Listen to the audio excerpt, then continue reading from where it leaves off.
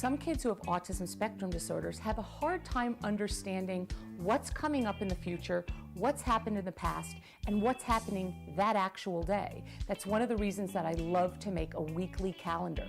This one I've made out of wood.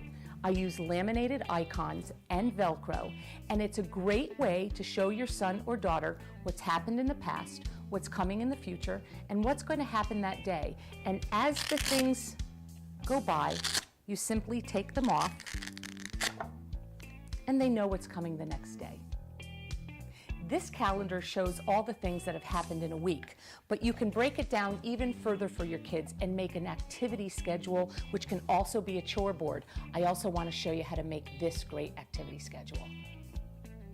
Okay, here we are in the garage, and we're going to get to town on making this weekly calendar. The first thing that you're going to want to do is to go to your hardware store and find a nice piece of wood. You can get any kind of wood that you'd like. You know your child best. You want to make sure that it's perhaps lightweight, it's something that's not going to be too rough, but you pick out the kind that you like, that you think is going to work for your child.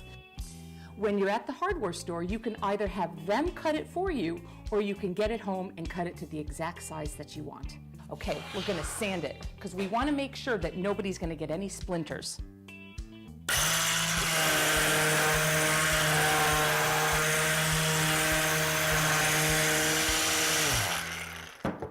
Okay, now you're going to want to make sure that you get all the dust off from sanding it, because when you go to paint it, you certainly don't want any of the dust still on the piece of wood. Okay, now we're going to put the color on it. You can either use spray paint, or a stain. Okay, here it is, all painted, sanded, no rough edges. It's nice and safe, and we're ready to get on to the next step. Now, depending on how you want to hang this, you are going to want to drill a couple of holes right on top.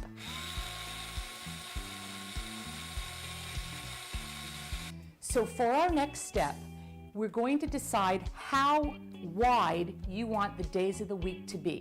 It's all going to depend on what size pictures or icons you choose. This is where you have to do your own measuring and decide what size you want it. So once you've decided, you can get a nice ruler and draw your lines.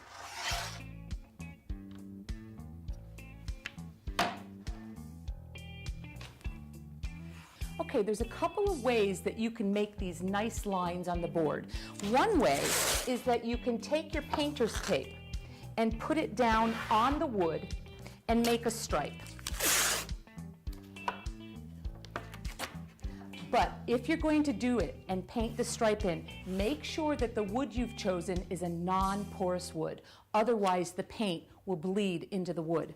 The way that I've done it on this board is I actually took grosgrain ribbon and I cut it right to the length.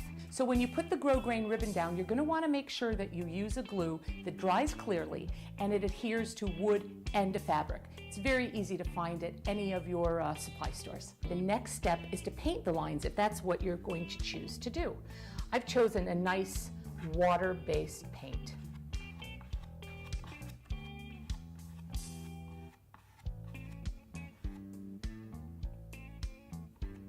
The next step is we're going to put the Velcro onto the weekly calendar, just like on that one.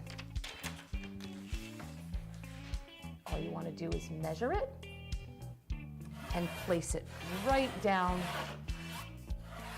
nice and securely. Okay, now it's time to put the days of the week up. I found these great little nameplates at the craft store, and all you have to do is put them on with the tack, print out the name of the week, and it just looks that great.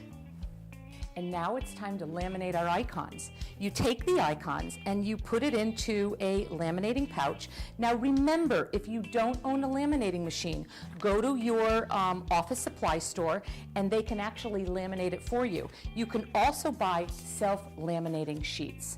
I happen to have the machine, so we're going to do it that way. And now let's cut them.